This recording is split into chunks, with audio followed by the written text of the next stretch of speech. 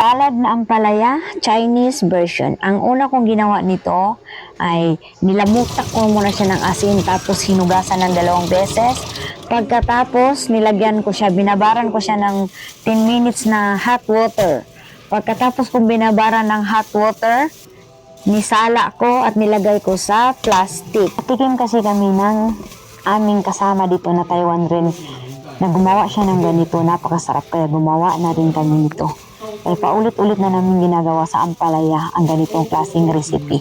Higaan ko muna siya ng maayos ng tubig para hindi siya magtubig.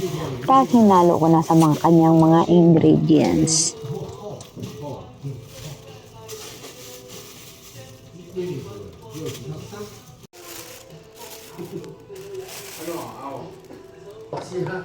Ito yung unang ingredient niya. Yung dilis na nakababad sa oil. Ang sarap niyan. Lalagyan ko siya ng ganyan at magic sarap. Hindi ko na siya nilagyan ng asin dahil nilamutak ko na siya sa asin kanina, di ba? At ayan na nga, natapos na. Yugyugin niyo siya ng mabuti, guys, para mahalo siya. Ayan na. I-try nyo itong gawin. In fairness, masarap talaga siya at crunchy. Masarap na to talaga.